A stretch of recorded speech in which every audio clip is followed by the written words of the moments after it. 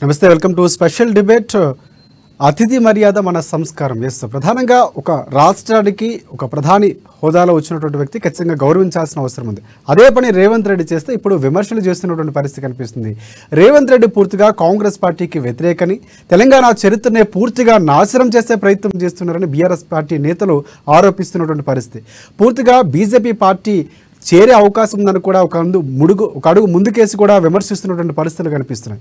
మొత్తంగా ఇదే అంశానికి సంబంధించి పూర్తిగా ఈరోజు డిబేట్ పాయింట్లో మనం కంటిన్యూ చేద్దాం. కాంగ్రెస్ పార్టీకి సంబంధించి మద్ది శ్రీనివాసరెడ్డి గారు, అలాగే బీజేపీ పార్టీ నుంచి మల్లేష్ గారు, బీఆర్ఎస్ పార్టీ నుంచి రామ్మోహన్ గారు మనకి జాయిన్ కాబోతున్నారు. ఎస్, మద్ది శ్రీనివాసరెడ్డి గారికి అలాగే మల్లేష్ గారికి నమస్తే. ముందుగా ఎస్, ప్రధానంగా చూద్దాం. దేశ ప్రధానిగా వచ్చినప్పుడు గౌరవిస్తాం, ఒకవేళ రావాల్సినటువంటి నిధులు రాష్ట్రానికి రాకపోతే ఖచ్చితంగా అడిగి తీరుతాం, చాకిరేవు పెడతాను కూడా సీఎం రేవంత్ రెడ్డి నేను చెప్పినటువంటి పరిస్థితి కనిపిస్తుంది. అసలు అంటే ఒక రాష్ట్రానికి గత ప్రభుత్వంలో చూసుకుంటే పూర్తిగా అతిథి మర్యాదలో స్వాగత సత్కారానికి సంబంధించినటువంటి వెళ్ళినటువంటి పరిస్థితి సీఎం రేవంత్ రెడ్డికి సంబంధించిన ముందు ఉన్నటువంటి ముఖ్యమంత్రి ఎవరైతే ఉన్నారో కేసీఆర్కి సంబంధించి ఉన్నటువంటి పరిస్థితి. సో పూర్తిగా అప్పుడు ముఖ్యమైనటువంటి మంత్రులు కూడా వెళ్ళినటువంటి పరిస్థితి. కానీ సంప్రదాయాన్ని పాటిస్తూ రేవంత్ రెడ్డి వెళ్ళాలని ఎందుకు తప్పుపడుతున్నటువంటి పరిస్థితి కనిపిస్తుంది. సో దానికి మీరు ఏమంటారు? ప్రధానంగా బీజేపీ పార్టీకి సంబంధించిన మల్లేష్ గారు.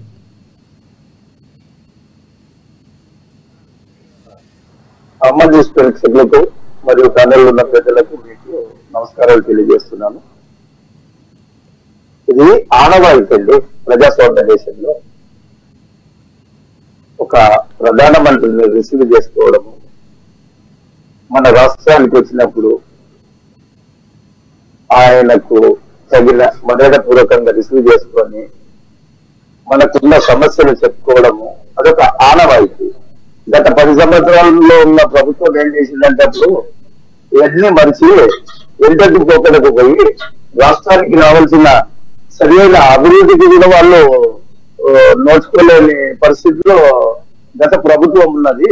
వాళ్ళు చేయలేని పని ఇప్పుడు ఉన్న ప్రభుత్వం చేస్తుంది కాబట్టి వాళ్ళకు ఒప్పుకోలేని పరిస్థితిలో ఉన్నారు వాళ్ళు. ఇదే పరిస్థితి. ఎస్ శ్రీనివాస్ రెడ్డి గారు, ఎస్, కాంగ్రెస్ పార్టీకి సంబంధించి ఒక రిప్రజెంటేటివ్గా రాష్ట్రానికి ఒక పెద్దన్న పాత్ర పోషిస్తున్నటువంటి రేవంత్ రెడ్డి, సో దేశాలకి ఒక పెద్దన్న పాత్ర, రాష్ట్రాలు అన్నింటిలో కూడా పెద్దన్న పాత్ర పోషిస్తున్నటువంటి ఎవరైతే ఉన్నారో ప్రధానికి సంబంధించి పెద్దన్నగా అభివర్ణిస్తూ ఆయన్ని ఒక స్వాగతం పలికినటువంటి పరిస్థితి, పూర్తిగా ఒక కొత్త సాంప్రదాయానికి కాంగ్రెస్ పార్టీ నుంచి రేవంత్ రెడ్డి ముందడుగు వేసినటువంటి పరిస్థితి కనిపిస్తోంది. సో దీన్ని బీఆర్ఎస్ పార్టీ తప్పుపడ్డం ఏ విధంగా చూస్తున్నారు? మీ పార్టీ పరంగా ఆలోచిస్తే పూర్తిగా మీకు బీజేపీకి లోపాయికార ఒప్పందం ఉంది, రేవంత్ రెడ్డి పూర్తిగా బీఆర్ఎస్ పార్టీలోకి సంబంధించి పూర్తిగా ఆయన బీజేపీ పార్టీలోకి చేరిపోయే అవకాశం ఉందని బీఆర్ఎస్ ఆరోపిస్తున్నటువంటి పరిస్థితి. సో అలాంటి పరిస్థితులు కాకుండా అసలు ఏమనుకుంటున్నారు మీరు? అమాన్యూస్ ప్రేక్షకులకు అండి, అదేవిధంగా అక్కడ ఉన్న ప్యానల్ అందరూ కూడా నమస్తే అండి. ఇప్పుడు ఒక్కటే అండి, దీంట్లో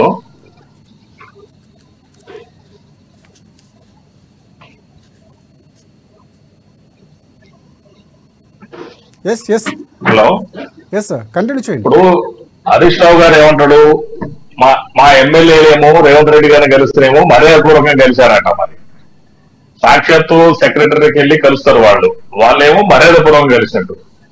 రేవంత్ రెడ్డి గారు ఒక ముఖ్యమంత్రి హోదాలో ఒక రాజ్యాంగానికి అధిపతిగా ఉన్నటువంటి, రాష్ట్ర స్థాయి అధిపతిగా రేవంత్ రెడ్డి గారు దేశానికి అధిపతిగా ఉన్నటువంటి మరి మోడీ గారిని కలిస్తేనేమో అదేమో లోపాయికార ఒప్పందం అంటున్నారు. అది ఆయన విశేషత ఇక్కడ అర్థం చేసుకుంటున్నాం. ఇవాళ వీళ్ళ యొక్క ఒక సింగిల్ నేను పట్టిన కాలుకి కొందరికి 3 కాలు అనే సందంగా ఇలా బీఆర్ఎస్ ఎవరు కూడా ఉన్నటువంటి ముఖ్యమంత్రి, గతంలో ముఖ్యమంత్రి కేసీఆర్ గారు ఏ రోజు కూడా మోడీ గారికి గౌరవించలేదు ఒక ప్రధానమంత్రిని. ఇలా మన రాష్ట్రానికి కేంద్రం నుంచి చాలా రావాల్సిన నిధులు ఉన్నాయి. మరి ఆ నిధులను కూడా ఎక్కడ కూడా ఆయన మర్చిపోయారు ఆ విషయాన్ని. అదేవిధంగా ఎన్టీపీసీలో దాదాపు 4000 మెగావాట్ల విద్యుత్ ప్రాజెక్టు కట్టడానికి అవకాశం ఉన్నా కూడా కేసీఆర్ గారు కేవలం 1600 మెగావాట్లకే మరి పర్మిషన్ తీసుకొచ్చారు కేంద్రం నుంచి. 2400 మెగావాట్ల విద్యుత్ కూడా పర్మిషన్ తీసుకురాలి. అదొక అంశం ఉంది. అదేవిధంగా జలజీవన్ అన్న మిషన్ ఒకటి ఉంది కేంద్ర ప్రభుత్వం. జలజీవన్ అంటే ఇంటింటికి నల్లాలు వచ్చే ప్రాజెక్ట్ అది. మరి దానికి ఎవరు ఇవ్వాలి? సెంట్రల్ గవర్నమెంట్ స్కీమ్ ఉంది. అది మన ప్రభుత్వం, అది సెంట్రల్ గవర్నమెంట్ మనకి డబ్బులు ఇవ్వాలి కదా. మన వాళ్ళ రాష్ట్ర దేశంలో మన ఒక భాగం కదా. మరి ఆ స్కీమ్ కూడా మనకి డబ్బులు రావాలి కాబట్టి జలజీవన్ కనుక మిషన్ సంబంధించి ఏదైతే ఉన్నాయో వాళ్ళు మనకు వచ్చే డబ్బులు ఇస్తే మనం ఏదైతే గ్రామాలలో ఇంటింటికి నీళ్లు పంపిణీ కార్యక్రమం అది యాక్చువల్ గా దానికి సంబంధించి ఆ డబ్బులు ఖర్చు పెట్టుకొని మనం చేయగలుగుతాం. అదేవిధంగా మరి మనకి ఐపీఎస్ ఆఫీసర్లు 2016లో రాష్ట్రానికి 76 మంది ఐపీఎస్ ఆఫీసర్లు కేటాయించారు. ఇప్పుడు ఇమీడియట్ గా 29 మంది ఐపీఎస్ ఆఫీసర్లు కూడా కావాలి. మరి ఇవన్నీ మరి తుమ్మిడి హట్టి దగ్గర ఎత్తిపోతల పథకం అనేది స్టార్ట్ చేద్దాం అప్పుడు సిద్ధంగా ఉంది. మరి దాన్ని మహారాష్ట్ర ప్రభుత్వం ఒప్పుకోవాలి. అది వాళ్ళు వేరే స్టేటు మన వేరే స్టేటు, ప్రధానమంత్రి జోక్యం చేసుకోవాలి. ఇట్లా ఒక 11 అంశాలతో కూడినటువంటి ఒక వినతి పత్రాన్ని ఒక దేశాధినేతకు ఒక రాష్ట్రాధినేత ఇచ్చాడు. ఇక్కడ రేవంత్ రెడ్డి గారు రాష్ట్రాధినేత ఇచ్చారు. దీనికి రాజకీయాలు ఏమున్నాయి? ఇప్పుడు ఈ రోజు చూసుకుంటున్నాం మనం హైదరాబాద్ రామగుండానికి సంబంధించినటువంటి ఎలివేషన్ కారిడార్ ఈ రోజు మరి ఉదయం ఓపెనింగ్ చేస్తున్నారు రేవంత్ రెడ్డి గారు, మధ్యాహ్నం 12:30 గంటలకు ఇంతకు ముందే కదా. మరి అవన్నీ ఆయన చూస్తే మనం అవన్నీ కేంద్ర ప్రభుత్వం యొక్క ల్యాండ్స్ ఉన్నాయి, అక్కడ మిలిటరీ యొక్క ల్యాండ్స్ ఉన్నాయి. మరి అదే విధంగా మన భూములు కూడా చాలా వరకు వాళ్ళ దగ్గరే ఉన్నాయి కేంద్ర ప్రభుత్వంలో. హైదరాబాద్ రామగుండం ఎలివేటెడ్ హైవే కావచ్చు, హైదరాబాద్ నాగపూర్ ఎలివేటెడ్ హైవే కావచ్చు, ఇట్లా అన్ని చోట్ల కూడా ఉన్నాయి. మరి అవన్నీ కూడా కేంద్ర ప్రభుత్వం ఇవ్వాలి కదా, కాదు కదా. ఆరోపిస్తుంది పూర్తిగా తెలంగాణ యొక్క సెంటిమెంట్ ని, తెలంగాణ యొక్క సంప్రదాయాన్ని తీసుకొచ్చి అక్కడ తాకట్టు పెట్టే ప్రయత్నం రేవంత్ రెడ్డి చేశారు. ప్రధానంగా పెద్దన్నని అభివర్ణించాల్సిన అవసరం ఏముంది? ఒక నిజంగా అక్కడ మాట్లాడాల్సిన రాష్ట్రానికి రావాల్సినటువంటి నిధులకు సంబంధించి మాట్లాడుకోవచ్చు, కానీ పూర్తిగా పెద్దన్నగా అభివర్ణించడం కూడా బీఆర్ఎస్ పార్టీ తప్పడుతున్నటువంటి పరిస్థితుంది. జనరల్ ఒకటండి, ఎవరినైనా మనం తెలంగాణ సాంప్రదాయం ఏంటంటే ఆనాడు మన ఎన్టీఆర్ గారు ఉన్నప్పటి నుంచి కూడా అన్న అనేది ఒక కొత్త సాంప్రదాయానికి వచ్చింది తెలుగు రాష్ట్రాల్లో. ఎవరినైనా కూడా అన్న అనే ఒక గౌరవ పదం మన రాష్ట్రాలలో. ఉత్తర భారతదేశంలో జీ అంటే మనం ఇక్కడ అన్న అంటాం, ఆ జీ అంటే గారు. మన కాడ ఏంటంటే ఒక ఆత్మీయతను, ఒక రిలేషన్ అన్నింటి చూపించేవాడే అన్న. ఆ రోజు ఎన్టీ రామారావు గారు కూడా అన్న అన్నారు. ఇప్పుడు ఎవరైనా కూడా రేవంత్ రెడ్డి గారు కూడా అందరూ అన్న అంటున్నారు. అంటే అన్నారావు ఆత్మీయతకు ఒక ప్రతిరూపం అని. మరి ఆయన దేశ ప్రధానమంత్రి కాబట్టి బడే బాయ్ అన్నారు, దాంతో ఏమున్నది అల్ల పెద్ద. అరే బడే బాయ్ అంటే కూడా తప్పేనా? రాష్ట్రం దేశానికి ప్రధానమంత్రిని బడే బాయ్ అంటే తప్ప? నువ్వు నేను ఒకటే మధ్యన కలిసి కూర్చొని ఇద్దరు రాజకీయ ఒప్పందం చేసుకున్నాను ఏం చెప్పలేదు. అది పబ్లిక్ బహిరంగ సభలో జరిగిన విషయాలు అవన్నీ కూడా. బడే బాయ్ ఇంట్లో పోయి మాట్లాడలేదు కానీ ఏమి, లేదా చాంబర్లో కూర్చొని మాట్లాడేది కాదు కదా. మరి ఇట్లాంటివి కూడా మీరు టీఆర్ఎస్ వాళ్ళు కూడా రాజకీయాలు చేయడానికి కూడా చిల్లర రాజకీయాలు తప్ప ఇలా ఏమీ లేదు. ఇప్పుడు ఇవాళ మనకి జల్ జీవన్ మిషన్ కావచ్చు, మరి ఎల్టీపీకి సంబంధించినటువంటి 2400 మెగావాట్ల విద్యుత్ మనకు రావాల్సింది కావచ్చు, హైదరాబాద్ రామగుండం కారిడార్, అదేవిధంగా హైదరాబాద్ నాగపూర్ కారిడార్, దానికి సంబంధించినటువంటి ఇప్పుడు ఇక్కడ సికింద్రాబాద్ మన కంటోన్మెంట్ ఈ బట్టికే కదా, గవర్నమెంట్ యాక్సెప్ట్ చేయబట్టికే కదా సెంట్రల్ గవర్నమెంట్ ఇవాళ మన కారిడార్ ఓపెనింగ్ చేపించుకుంటున్నాం. 2250 కోట్ల వ్యయంతో మనం చేస్తున్నాం. ఒకసారి బీజేపీ పార్టీకి సంబంధించి మల్లేష్ గారు ఒకటి ప్రధానంగా మీ పార్టీకి సంబంధించి త్వరలోనే సీఎం రేవంత్ రెడ్డి మీ పార్టీలో చేరబోతున్నారని చేస్తున్నారు. అసలు ఏంటి అసలు ఈ వ్యాఖ్యలు ఏంటి? నిజంగా అలాంటి సంప్రదింపులు ఏమైనా పార్టీ నుంచి జరుగుతున్న పరిస్థితి ఉందా?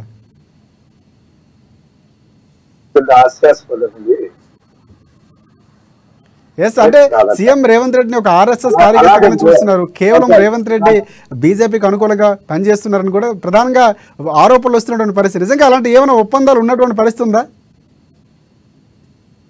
సార్ ఆర్ఎస్ఎస్ సబ్జెక్ట్ మీరు తీశారు కాబట్టి ప్రతి ఒక్క పార్టీలో ఆర్ఎస్ఎస్ కార్యకర్త ఉన్నారండి. ప్రతి ఆర్ఎస్ఎస్ కార్యకర్త బీజేపీ కార్యకర్త కాలేదు. భావాలు ఉండొచ్చు, భావజాలం ఉండొచ్చు, అది వేరు విషయం. అది కేవలం ఆర్ఎస్ఎస్ కార్యకర్త అయినంత మాత్రాన బీజేపీ పార్టీకి వస్తున్నాడు, నరేంద్ర మోడీ గారిని అన్నాడు అనేది అవాస్తవమైన విషయం. అది కరెక్ట్ కాదు. మొదటి రోజుల్లో కేసీఆర్ పొగిడిన రోజుల్లో ఇటువంటి ప్రధానమంత్రిని నేను చూడలేదు నా జీవితం. గజేల్ సభలో ఆయన మిషన్ భగీరథ ఓపెనింగ్ సెరమనీలో వచ్చినప్పుడు గౌరవనీయులు పెద్దలు నరేంద్ర మోడీ గారిని అవినీతి రహిత ప్రధానమంత్రిని నేను చూస్తాను అనుకోలేదు భారతదేశంలో. ఈ రోజు నేను కళ్ళలో చూస్తున్నాను నరేంద్ర మోడీ గారిని పొగిడిన రోజులు లేవా? ఆ విధంగా వాళ్ళు చేస్తే ఒప్పు ఇస్తే తప్పు అనేది కాదు. రేవంత్ రెడ్డి గారిని ఈ విషయంలో తప్పు పట్టాల్సిన అవసరమే లేదు మనం. ఎందుకంటే ఆయన అప్రిషియేట్ చేయాలి. ఒక రాష్ట్రానికి ముఖ్యమంత్రిగా రాష్ట్ర ప్రయోజనాల కోసము ఆయన ఒక ప్రధానమంత్రిని అన్నడంలో తప్పు లేదు. ప్రధానమంత్రితో సత్సంబంధాలు పెట్టుకుని రాష్ట్రాభివృద్ధి కోసము తగిన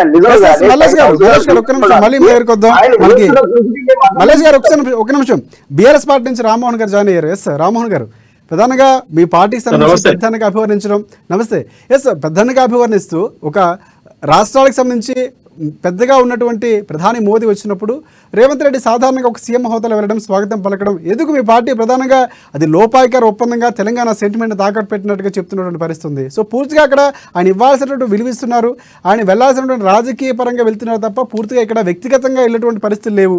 కేవలం ఇక్కడ రాష్ట్రానికి రిప్రజెంటేటివ్గా ఉన్నటువంటి ముఖ్యమంత్రి, దేశానికి రిప్రజెంటేటివ్గా ఉన్నటువంటి ప్రధాని గౌరవించాల్సిన అవసరం ఉంది. ఆ కోణంలో వెళ్ళారని చెప్తున్నటువంటి పరిస్థితి. సో మీరెందుకు అలాంటి విమర్శలు చేస్తున్నారు? ముఖ్యమంత్రి రేవంత్ రెడ్డి గారు ప్రధానమంత్రి సభకు వెళ్ళడం బీఆర్ఎస్ పార్టీకి ఎలాంటి ఇబ్బంది లేదు. కానీ వాడు ఎవరైతే రేవంత్ రెడ్డి గారు మాట్లాడిన తీరుందో అది ఆక్షేపణీయం. ఎందుకంటే ఈ రోజు ప్రధానమంత్రి గారు రాష్ట్రానికి వచ్చిర్రు, ఇంకా ఒక నెల లోపల ఎలక్షన్ జరిగే అవకాశం ఉంది. రేవంత్ రెడ్డి గారు మాట్లాడుతూ ఏమన్నారు, మీరు మాకు పెద్దన్న, మీరు ప్రధానమంత్రి మోడీ గారితో అభివృద్ధి ఫలాలు తీసుకురావడానికి తెలంగాణ రాష్ట్ర అభివృద్ధి కొరకు నేను పాటుపడుతున్నా, వారితో డబ్బులు తీసుకురావడానికి నిధులు తీసుకొచ్చి తెలంగాణ రాష్ట్ర అభివృద్ధి చేయడానికి వారి మీటింగ్కి వెళ్ళాలని మాట్లాడుతున్నాం. అంటే మీరు ఏమనుకుంటారు, రేపు మళ్ళీ కాంగ్రెస్ పార్టీ అధికారంలో రాదు, నరేంద్ర మోడీ గారి అధికారంలో కోసం వారే ప్రధానమంత్రి అవుతారు కాబట్టి నేను వారి మీటింగ్కి వెళ్ళినా వారిని పొగిడినక్కడ దాంట్లో తప్పేముందని మాట్లాడుతున్న చందంగా ఉంది రేవంత్ రెడ్డి గారి తీరు. అంటే ఇప్పుడు కాంగ్రెస్ ప్రభుత్వం, మరి రేవంత్ రెడ్డి గారు కాంగ్రెస్ ప్రభుత్వ ప్రతినిధి లేకపోతే ఇక్కడ నుంచి మరి వారు బీజేపీతో లోపాయకార ఒప్పందం చేసుకొని రేపు భారతీయ జనతా పార్టీలో కలిసి పార్టీని చీమ్ చేసి అధికారాన్ని కూలగొట్టి బీజేపీలో కలుస్తున్నాడు, ఏమనుకోవాలి ప్రజలందరూ? ఏమన్నారు, రామోహన్ గారు ఒక్క నెల లోపల 30 రోజుల లోపల ప్రధానమంత్రి గారు ఏం నిధులు తీసుకొస్తున్నాడు మీరు తెలంగాణ రాష్ట్రానికి? రామ్మోహన్ గారు ఒక్క నిమిషం, మీ ప్రశ్నకి అక్కడ మల్లేష్ గారు చెప్పండి. మిత్రుడు రామ్మోహన్ గారికి నమస్కారం. నాకు హాస్యాస్పదంగా ఉన్నది మిత్రుడు మాట్లాడడం. ఎందుకంటే అన్ని తెలిసిన వ్యక్తి రాజకీయ సభలు వేరు, బహిరంగ సభలు వేరు, ప్రభుత్వ కార్యక్రమాలు శంకుస్థాపన వేరు. రేవంత్ రెడ్డి గారు ప్రధానమంత్రి దగ్గర పోయింది ఒక ప్రభుత్వ కార్యక్రమాలకు సంబంధించి, కానీ కాంగ్రెస్ సభలో బీజేపీ సభకు పోయి ఆయన మాట్లాడినది కాదది. అక్కడ మిత్రులు గమనించాలి అది.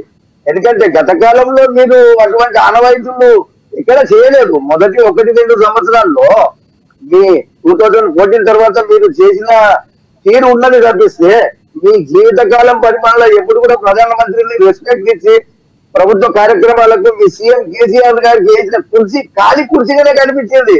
ప్రతి మీటింగ్ లో, ప్రతి ఇనాగ్రేషన్ లో, రాష్ట్రాభివృద్ధికి సంబంధించి శంకుస్థాపనల విషయమై కేంద్ర ప్రభుత్వం చేసిన ప్రతి పనిలో, ప్రతి కార్యక్రమంలో ఖాళీ కుర్చీ దర్శనం ఇచ్చింది.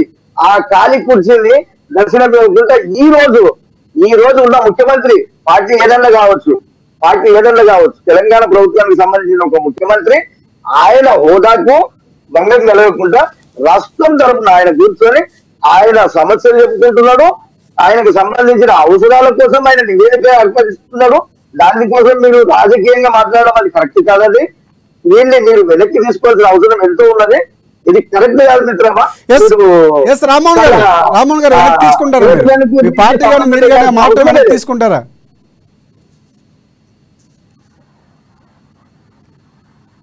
రామ్మోహన్ గారు, బిఆర్ఎస్ పార్టీ సమంజసం ఇది. రేవంత్ రెడ్డి గారు ముఖ్యమంత్రి హోదాలో ప్రధానమంత్రి గారు మీటింగ్ కు అటెండ్ కావడం ఎక్కడ కూడా ఆక్షేపణ ఏం కాదు. వారు ఏమన్నారంటే, నేను ప్రధానమంత్రి గారిని శ్లాఘిస్తూ మాకు పెద్దన్న, మీరు మా బడేబాయ్ అని చెప్తా ఉన్నారు. 30 రోజుల్లో పార్లమెంట్ ఎన్నికలు రాబోతున్నాయి, ఏం అధికారం నిధులు తీసుకొస్తారండి ఎన్నికల నోటిఫికేషన్ రాగానే? ఎట్టి పరిస్థితుల్లో ప్రధానమంత్రి గారు తెలంగాణ రాష్ట్రానికి ఎలక్షన్ లోపల ఏ విధమైన సాయం చేయరు. ఒకవేళ రొటీన్ గా వచ్చే నిధులు రొటీన్ నిధులు ఎట్లా వస్తాయి? దాంట్లో రేవంత్ రెడ్డి గారు పోయి నువ్వే మా పెద్ద అన్నని వారి ముందు సాగిల పడుతూ ఉంటే అందరికి ఏమర్థమవుతుంది? రేపు ప్రభుత్వం ఉంటుందో ఊడిపోతుందో.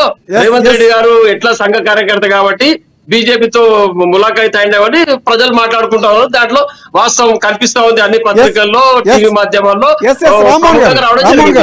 కాంగ్రెస్ పార్టీ శ్రీనివాస్ రెడ్డి గారు చెప్పండి, ఏంటి అసలు పెద్దన్న గురించి మీరు మాట్లాడుతున్నటువంటి సాధారణంగా జీ అనేది హైదరాబాద్ నాగపూర్ కార్యక్రమం ఓకే చేశారు. ఏం చేశారు మన కేసీఆర్ గారు? 2016 రైతు ఫసల్ బీమా ఒకటి స్కీమ్ ఉందండి. రైతు ఫసల్ బీమా స్కీమ్ లో కేసీఆర్ గారు చేరలేరు. ఎంతమంది చిన్న రైతులు ఆత్మహత్య చేసుకునేది వల్ల, ఎంతమందికి పంటల బీమా రాకుండా చేశారు కేసీఆర్ వల్ల. ఈ కేసీఆర్ గారు ఏంటంటే ఎవరు దండు చేసేట్టున్నారే, ఎవరి బలాలు చేయాలి కదా. కేంద్ర ప్రభుత్వం మన దగ్గర పనులు తీసుకుంటుంది కదా, ఊరికనే కాదు కదా. మన కేంద్ర ప్రభుత్వంలో యునైటెడ్ కదా, యూనిటరీ లెవెల్ కదా మంది. మన సంయుక్త రాష్ట్రాల ద్వారా ఏర్పడింది. వాళ్ళు మన దగ్గర ఉన్నటువంటి పనులు కూడా తీసుకుంటున్నారు కదా, వాళ్ళ దగ్గర నుంచి కూడా మన ఫండ్స్ రావాలి కదా. మరి మన రేవంత్ రెడ్డి గారు ఆ ఫసల్ బీమా యోజనలో చేరారు. ఇవాళ దాదాపు భారతదేశంలో 17 రాష్ట్రాలు మరి ఆ ఫసల్ బీమా యోజనలో ఉన్నాయి. మరి అది ఎందుకు కేసీఆర్ గారు పక్కకొచ్చారు? ఇవాళ రేవంత్ రెడ్డి గారు బాధ్యతగా ప్రకటించారు ఆ ఫసల్ బీమా యోజనకు ప్రభుత్వం మీ అందరికి రైతు తరఫున బీమా కడతామని చెప్పారు. మరి కేసీఆర్ గారికి వాళ్ళకి బీమా కట్టే డబ్బులు లేవా? ఏమైనా వాళ్ళ ఫ్యామిలీ చూసుకోవడానికి సరిపోతున్నాయా? ఇవాళ రైతులు చూడండి, దాదాపు 3 రైతులు కూడా చిన్నకారు రైతులే. మరి ఇవాళ బీమా లేకపోవడం ఎంతమంది నష్టపోయారు చూడండి. మనం ఆ బీమా లేకపోతే వాళ్ళ పంటలకు బీమా లేదు, జరిగితే దిక్కు లేకుండా అయిపోయింది. వాళ్ళ సందర్శన రైతులు అన్యాయం అయిపోయారు. ఒకప్పుడే పంటలకి ఏమైనా అయిందంటే మనం చిన్నప్పటి నుంచి చూస్తున్నాం, మన బీమా వచ్చేది, ఇన్సూరెన్స్ వాళ్ళు వచ్చి అధికారులు చూసుకొని అగ్రికల్చర్ ఆఫీస్ రాసుకుని పోతే మనకు డబ్బులు వచ్చాయి. ఇలా రైతులకు ఆ పరిస్థితి లేదు. కేసీఆర్ గారు దాన్ని యాక్సెప్ట్ చేయడు, జల్ జీవన్ బీమాను యాక్సెప్ట్ చేయడు, ఫసల్ బీమాను యాక్సెప్ట్ చేయడు. మన 4000 యూనిట్లు మెగావాట్లు ఎన్టీపీఎస్ ఉంటే 10 చాలంటాడు. తుమ్మిరెడ్డి దగ్గర మనం అంతర్రాష్ట్ర సంబంధాలు ప్రధాన గారితో మాట్లాడితే అది తప్పే అంటారు. మరి ఎట్లా మనకు రావద్ద కేంద్రం మంది కాదా? ఇవాళ కేంద్రం బడే బాయ్ అంటే ప్రధానమంత్రిని బడే, ముఖ్యమంత్రిని బాయ్ అన్నప్పుడు బడే బాయ్ అంటారు ప్రధానమంత్రి. దాని ఏముంది అలా? రాష్ట్ర ప్రజల కోసం అడిగారు, మాట్లాడారు, ఓపెన్ డయాస్ మీద మాట్లాడేది. ఇద్దరు రూమ్ లో పోయి ఛాంబర్ లో పర్సనల్ గా ఎక్కడ మాట్లాడుకోలేదు కదా. ఇవాళ అది చూడ ఎన్ని మనకు స్కీమ్లు వచ్చినాయో. సెమీ కండక్టర్ కూడా ప్రాజెక్టు కట్టాలి మన రాష్ట్ర ప్రభుత్వం, కావాలి, పర్మిషన్లు కావాలి. కదండి మనం ఏం లేకుండా. శ్రీనివాస్ రెడ్డి ఒకసారి రామ్మోహన్ గారు చెప్పండి పూర్తిగా. ఇక్కడ వేదిక ప్రజల ముందే రాష్ట్రానికి కావాల్సిన ఓటర్ల గురించి మాట్లాడే తప్ప లోపాయకర ఒప్పందం ఎక్కడ కనిపించట్లేదని క్లియర్ గా చెప్తున్నారు శ్రీనివాస్ రెడ్డి గారు, మీరేమంటారు? ఇప్పుడు అందరూ టీవీ ముఖంగా పత్రికా ముఖంగా అందరు చూడండి. సీనన్న మరి సబ్జెక్ట్ అర్థం కాబట్టి నేను ఏం చేయలేను. సీనన్న, ముఖ్యమంత్రి రేవంత్ రెడ్డి గారు ప్రధానమంత్రి సమావేశానికి వెళ్ళడం ఎలాంటి తప్పు లేదు. వారు ఏమన్నారంటే, మేమేం చెప్తున్నాం ఇక్కడ, వచ్చే నెలలో ఎన్నికలు జరగబోతున్నాయి, పార్లమెంట్ ఎన్నికలు. మరి ఏం ఉద్దేశం అంటే మోడీ గారిని మళ్ళొకసారి ప్రధానమంత్రి అవుతుండని రేవంత్ రెడ్డి గారు సర్టిఫై చేసుకున్నాడా? రాష్ట్రానికి కావాల్సిన నిధుల గురించి కూడా మాట్లాడారు, సహకారం అందించాలని కోరారు. నేనేం చెప్తున్నాను, ఫసల్ బీమా 10 సంవత్సరాల ముఖ్యమంత్రి కేసీఆర్ గారు ఫసల్ బీమా రైతు బీమా కూడా అధికారం మీద ఏమో అదేంటి చేశారు. నేనేం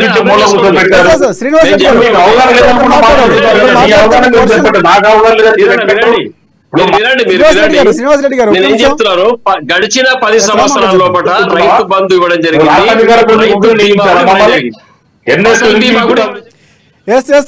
ఇక్కడ ఒకరు మాట్లాడితే మీకు సమాధానం దొరుకుతుంది, ఇద్దరు మాట్లాడితే మనకి డిబేట్ కన్ఫ్యూజ్ అవుతుంది. దయచేసి శ్రీనివాస్ రెడ్డి గారు, రామ్మోహన్ గారు చెప్పండి, మీరు త్వరగా ఫినిష్ చేస్తే మీకు ఆయన క్లారిటీ ఇస్తారు. శ్రీనివాస్ రెడ్డి గారు చెప్పండి. పథకం గడిచిన సంవత్సరాల్లో కూడా ఫసల్ బీమా రాష్ట్రంలో అమలైంది. ఇక్కడ సపరేట్ గా రైతు బీమా ముఖ్యమంత్రి కేసీఆర్ గారు రైతులు చనిపోతే 5 లక్షల రూపాయలు ఇవ్వడం జరిగింది తెలంగాణ రైతాంగానికి. దాంట్లో అన్ని విధాలు అందరు రైతులు కూడా సంతోషంగా ఉన్నారు. ఇప్పుడు ఒకటే నేను చెప్పేది ఏంటంటే, ఒక్క నిలవపడి ఎలక్షన్స్ వస్తున్నాయి, మీరు అంతలా మోడీ గారు పొగిడే అవసరం ఏముంది? అక్కడ మీ మాట తీరు బట్టి ఏమర్థమైంది అవుతుందంటే, ఇక్కడ రేవంత్ రెడ్డి గారు బీజేపీతో అవగాహన ఉన్నారు, తప్పకుండా గవర్నమెంట్ ను బీజేపీలో విలీనం చేస్తారా, మరి ఏం జరుగుతా అనేది, లేదా రూపాయికార ఒప్పందం కొరకు ఎన్నికల్లో కలిసి పోటీ చేస్తారనేది తెలియజేయాల్సిన చేయాల్సిన అవసరం ఉన్నది. నేను ప్రధానమంత్రి గారితో భవిష్యత్తులో మాకు అవకాశం ఉంటది, అవసరం ఉంటది కాబట్టి నేను అక్కడ మీటింగ్ వెళ్ళి అని చెప్తా ఉన్నాను. అంటే మరి భవిష్యత్తు ప్రధానమంత్రి మోడీ గారు చెప్పాల్సిన అవసరం ఉంది. రామ్మోహన్ గారు, శ్రీనివాస్ రెడ్డి గారు చెప్పండి. రామ్మోహన్ గారు, మీరు ఏంటంటే మీకు ఎంత అవగాహన ఉందో మీ మాటలు ఇప్పుడు మా అమ్మ న్యూస్ ప్రేక్షకులు అందరూ చూస్తున్నారు. ప్రజానికం ఇప్పుడు రేవంత్ రెడ్డి గారికి బీజేపీకి అనుబంధం అంటే, కాంగ్రెస్ బీజేపీ రెండు కలవడం డెమోక్రసీ అపాస్యం. ఇది ఎక్కడ కూడా భారతదేశంలో ఉన్నదే. ప్రధాన ప్రతిపక్షాలు ఎంటైర్ ఇండియా లెవెల్లో కాంగ్రెస్ బీజేపీ. కాంగ్రెస్ మీద రేవంత్ రెడ్డి గారు బీజేపీలో కలవడానికి ఇది వ్యక్తిగత పార్టీ కాదు, ఇది నేషనల్ పార్టీ. ఎంతో మంది రాహుల్ గాంధీ గారు ఒక హైరార్కీ ఉంది సిస్టమ్. ఇది మీ బీఎస్పీ లాగా, మీ బీఆర్ఎస్ లాగా ఇది ఇండివిజువల్ పార్టీ కాదు, కుటుంబ పార్టీ కాదు.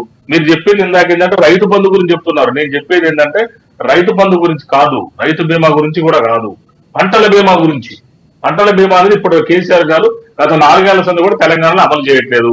మరి చాలా మంది పంటలు నన్ను కూడా అడుగుతున్నారు లోకల్ గా, మా ఖమ్మం పాలేరు నియోజకవర్గాలు కూడా, సార్ మా పంటలు నష్టపోయినాయి ఏంటంటే మరి బీమా లేదు. గవర్నమెంట్ ఏం చేస్తుంది, ఆల్రెడీ ఫసల్ బీమా ఉంది కదా సెంట్రల్ గవర్నమెంట్ది, వాళ్ళు మనం 50% తో నడుస్తుంది. మనం దాంట్లో జాయిన్ కావడం వల్ల మనకు డబ్బులు కట్టాల్సి వస్తుందనే కదా కేసీఆర్ ఇన్నాళ్ళు ఆలోచించింది. కేసీఆర్ ఏంటంటే 5,000 10,000 వేసి మెప్పు పొందాలి, కానీ బీమా ఇన్సూరెన్స్ రానియొద్దు. అంటే దేనికైనా మమ్మల్ని అడుక్కోండి, మీకు అట్లా ఏం రావద్దు. ఆయన ఉద్దేశం ఏంటంటే నేనే ఇచ్చినట్టు ఉండాలి. మీరు కట్టేదంతా రైతులకు 5 లక్షల రూపాయలు వస్తే మీరు కట్టేదంతా 100 రూపాయలు కడుతున్నారు. అది కేసీఆర్ 5 లక్షల రూపాయలు ఇంట్లో తీసుకున్నారు. జనరల్ ఇన్సూరెన్స్ నాకు తెలిసి ఒక లాయర్ నేను ఎంత కడతారు, గ్రూప్ ఇన్సూరెన్స్ అవన్నీ కూడా దానికి కేసీఆర్ గారు ఇంట్లో. మేము కూడా చాలా మంది కొంతమంది రైతులకు వ్యక్తిగతంగా ఇట్లా రాజకీయ నాయకులు కూడా ఉన్నారు కొన్ని ఏరియాలో, నేను చూశాను కూడా వాస్తవంగా. దానికోసం ఇన్సూరెన్స్ ఉంది. బండి యాక్సిడెంట్ అయినప్పుడు ఆ బండి కొన్ని ఇన్సూరెన్స్ కూడా మీరు జనరల్ ఇన్సూరెన్స్ ఇప్పిస్తాం, దగ్గర నుండి కూడా 50,000 కానీ 1,00,000 రూపాయల గురించి ఇప్పిస్తాం.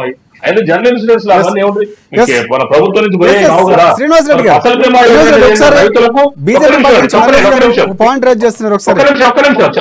సరే పూర్తి చెప్పకముందు ఇంకోళ్ళకి అవకాశం ఇస్తున్నారు. Yes. మీరు అట్లయితే మేము ఏం చెప్పలేము ఇక్కడ. మరి Yes, ఆ yes. సార్ నాకేం తెలియదు, శ్రీనివాస్ రెడ్డి గారు అవగాహన లేకుండా మాట్లాడతారు అంటున్నారు. రామ్మోహన్ గారు genius, the great genius Rammohan Rao గారు ఎస్ ఎస్ ఎంతవరకు కూడా ఆ మాట మాట్లాడలేదు. మీరు చెప్పేది మీరు చెప్పాలి తప్ప ఎదుటి మీకు ఇప్పుడు అవగాహన లేదు, స్పష్టంగా అర్థమైంది. మీకు బీజేపీ కాంగ్రెస్ ఒకటే రెండు కలుపు స్పష్టంగా అర్థమైంది. అవగాహన లేని వరకు మీకు బీఆర్ఎస్ నాయకులకు అవగాహన లేదు. అధికారం పోయి 90 రోజులు కాలే, ఇంకా అధికారంలో ఉన్నదని అనుకోని మాట్లాడుతున్నారు. ఎదుటి కించపరిచినట్టుగా, తక్కువ చేసినట్టుగా, తగ్గించినట్టుగా మాట్లాడుతున్నారు. అట్లాంటివి మానుకోవాలి. దొరల రాజ్యం కాదు తెలంగాణ రాజ్యంలో. ఇప్పుడు పోయింది, దొరల రాజ్యం పోయింది, ప్రజాపాలన వచ్చింది, ఇంద్రమ రాజ్యం వచ్చింది. అందరు ఎదుటి మాట్లాడటం కూడా గౌరవించడం నేర్చుకోండి. రామ్మోహన్ రావు గారు మీరు పెద్ద జీనియస్ కావచ్చు, ఇంకా మీరు ఏమైనా కావచ్చు, మా దగ్గర మీ నేత doctor Madhu Srinivas Reddy, MCom, LLB, LLM, gold medal, PhD, Congress party రాష్ట్ర అధికార ప్రతినిధి. నేను అడ్వకేట్, ప్రాక్టీసింగ్ అడ్వకేట్ ని. మీరు వ్యక్తిగతంగా ఎప్పుడు కూడా డిబేట్లు ఎవరు కూడా మీకు తెలియదని అంతం మంది చేయండి. మీకు తెలిసింది మొత్తం 2 గంటలు చెప్పుకోండి, అది మీ ఇష్టం.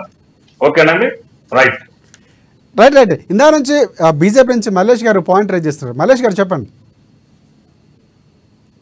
సార్, ముఖ్యంగా మనం మాట్లాడుకోవాలంటే గత ప్రభుత్వం 9.5 సంవత్సరాలుగా కేంద్రం నుంచి ప్రతిదీ తెచ్చుకున్నదండి. తెచ్చుకున్నది కేంద్ర ప్రభుత్వం ఎక్కడ కూడా చెప్పలేదు. రాష్ట్ర ప్రభుత్వం ప్రతి స్కీమ్ ఎక్కడ కూడా వాళ్ళు పొడగొట్టుకున్నది లేదు. వాళ్ళకు డబ్బులు సరిపోవండి. కేంద్ర ప్రభుత్వం ఖజానా కావాలి, రాష్ట్ర ప్రభుత్వం కలెక్షన్ కావాలి, అప్పులు చేయాలి, అన్ని మామూలు నింపుకున్నారు సార్. వీళ్ళంతా ఎక్కడి నుంచి వీళ్ళు పరిపాలన ఎక్కడి నుంచి సాగించారు సార్? ఏంటంటే ప్రజల దృష్టిలా కేసీఆరే ఇస్తున్నాడు. ఉదాహరణ కేసీఆర్ కిట్ తీసుకుందాం. భారతదేశ వ్యాప్తంగా 6,000 రూపాయలు ప్రభుత్వ ఆసుపత్రిలో ప్రసవం పొందిన ఒక మహిళా సోదరికి 6,000 రూపాయలు కేంద్ర ప్రభుత్వం గ్రాంట్ చేస్తే దానికి 4 రూపాయలు కలిపిన కేసీఆర్ కిట్ అనే పేరు పెట్టుకున్నాడు కదా. కేంద్ర ప్రభుత్వం నుంచి ఏం రాలేదు తెలంగాణకు? వైకుంఠ ధామాలు ఎక్కడివి, హరిత హారాలు ఎక్కడివి, సబ్సిడీ బియ్యాలు ఎక్కడివి, పంచాయతీరాజ్ నిధులు ఎక్కడివి, రోడ్లు ఎక్కడివి, వాటర్ ట్యాంక్ మల్లేష్ గారు ఇంకో పాయింట్ సీఎం రేవంత్ రెడ్డి గారు మాట్లాడుతూ కేంద్రం నుంచి రావాల్సిన నిధులు రాకపోతే చాకిరేవి కూడా పెడతాం, ఖచ్చితంగా పోరాటం చేస్తాం, అన్ని రాష్ట్రాలకు వెళ్ళి కూడా చెప్తామని కొన్ని వ్యాఖ్యలు చేశారు. సో మీ బీజేపీ పార్టీకి సంబంధించి పూర్తి సహకారం ఉంటుందా? సో ఎలా ఉండబోతుంది? ఓకే కాకపోతే ఆయన ఏదైతే ప్రభుత్వ కార్యక్రమంలో మాట్లాడిన తీరుకు విరుద్ధంగా మాట్లాడింది. ఎందుకంటే వాళ్ళ పబ్లిక్ మీటింగ్ అది, వాళ్ళ పార్టీ మీటింగ్ అది. ఒక రాష్ట్ర అధ్యక్షునిగా ఆయన ఆ విధంగా చాకిరేవ్ అనే మాట వాడాల్సి వచ్చింది కదండి. ఆ విధంగా మాట్లాడడం అది కరెక్ట్ కాదు. ఆ విధంగా మాట్లాడే కేసీఆర్ గారు మొత్తం రాష్ట్రాన్ని దివాలా తీసిండు.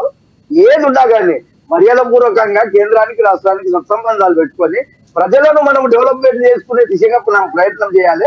రాజకీయాలు ఎలక్షన్ల టైంలో మీరు పోరాడండి, మేము పోరాడతాము. ప్రజలే నిర్ణయిస్తారు ఎవరికి ఏం చేయాలనేది. ఉదాహరణకు చెప్తాను నేను. ఈ రోజు 9.5 ఏళ్ల బీఆర్ఎస్ పరిపాలనకు సంబంధించి తీవ్ర వ్యతిరేకత ఉన్నది, మేము క్యాచ్ చేసుకోలేకపోయినాము. దాన్ని ప్రజల దృష్టికి తీసుకొచ్చింది మా బండి సంజయ్ గారు, మా బీజేపీ నాయకులు ప్రజల దృష్టికి తీసుకొచ్చిన తర్వాత కూడా మా బ్యాడ్ లక్ ఏంటంటే ప్రజల దృష్టిని పూర్తిగా ఓటు రూపంగా ఆకర్షించుకోలేకపోయాం. రామ్మోహన్ గారు ప్రధానంగా గతంలో 9 ఏళ్ల పాలనలో పూర్తిగా ప్రధాని వచ్చిన టైంలో మీరు ఎక్కడ కూడా ఆహ్వానించిన సందర్భాలు లేకపోయి వ్యతిరేకంగా ఉద్యమాలు, ధర్నాలు చేసినటువంటి పరిస్థితి, ఆ సమయంలో మోదీకి వ్యతిరేకంగా కార్యక్రమాలు చేపట్టినటువంటి పరిస్థితి ఉంది. సో ఇక్కడ మీరు మాట్లాడుతున్నటువంటి మాటలకు సంబంధించి పూర్తిగా ప్రధాని వచ్చినప్పుడు విన్నపాలు ఇచ్చినటువంటి సందర్భాన్ని తప్పుపడుతూ గత ప్రభుత్వంలో ఎప్పుడు కూడా పూర్తిగా ప్రధానికి స్వాగతం పలికిన సందర్భాలు లేవు, పూర్తిగా మీరు ఆయనకు విన్నవించిన సందర్భాలు కూడా లేవు, వ్యతిరేక కార్యక్రమాలు చేసినటువంటి పరిస్థితి. సో అలాగా చేసినంత మూలన కేంద్రం నుంచి రావాల్సిన నిధులు వస్తాయనుకుంటున్నారా?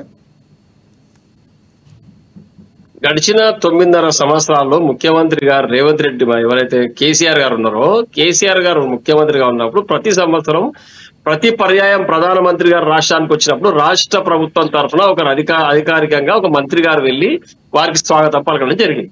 ఇందులో ఎలాంటి అనుమానానికి తావులేదు. అన్ని పత్రికల్లో, ప్రముఖంగా టీవీలో, పేపర్లో రావడం జరిగింది.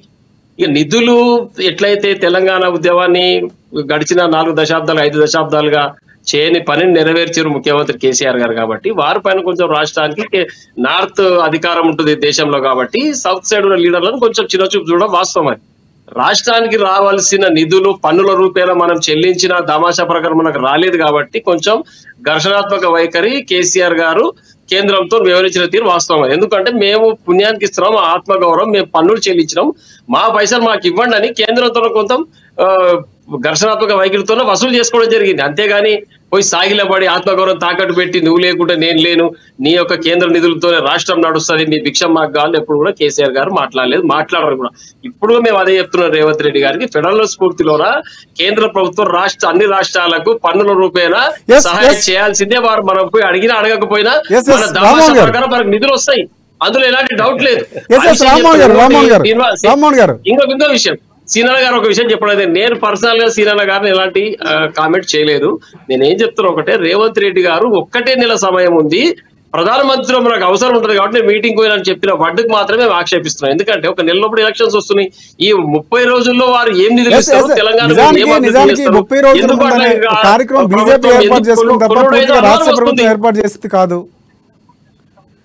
రాష్ట్ర ప్రభుత్వం ప్రధాని పర్యటనలో భాగంగా సీఎం అక్కడికి వెళ్లాల్సిన సందర్భం.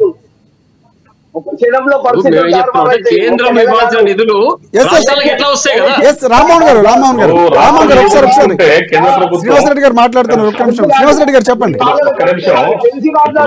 కేంద్ర ప్రభుత్వం ఏదలుచుకుంటే ఒక్కటిసారి ఎందుకు ఇచ్చేసి వెళ్ళిపోవచ్చు.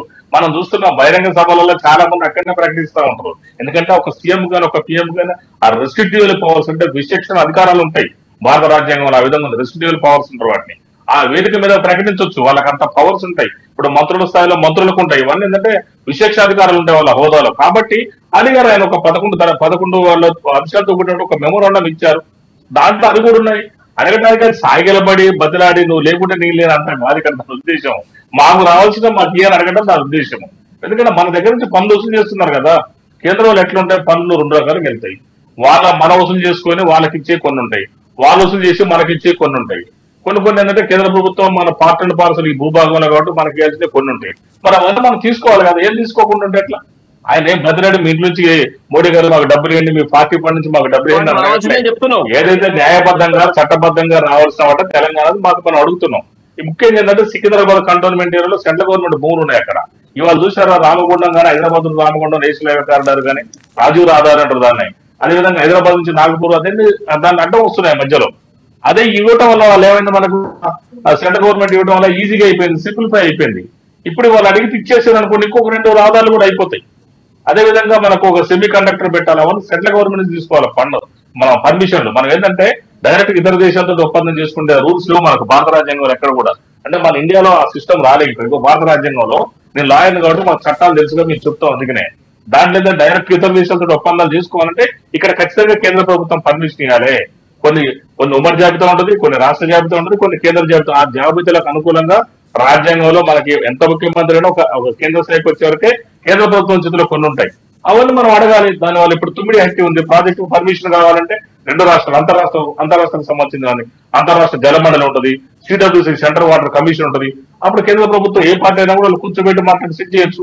ఇప్పుడు మనం చూసినాక రివర్ మేనేజ్మెంట్ బోర్డు ఉన్నాయి, అది కృష్ణా రివర్ మేనేజ్మెంట్ లేదా గోదావరి రివర్ మేనేజ్మెంట్ బోర్డు, అది చట్టబద్ధ సంస్థలు అవన్నీ. దానివల్ల ఏంటంటే కేంద్ర ప్రభుత్వం జోక్యం చేసుకుంటే మనకు సింప్లిఫై అవుతుంది. ఇవాళ హరీష్ రావు గారు ఏంటంటే మన అప్పులు చేసిన కట్టి ఇవన్నీ ఆయన చూస్తే మనకు ఇలా డెవలప్మెంట్ ఆగిపోయింది, వాళ్ళ కుటుంబం డెవలప్ అయింది.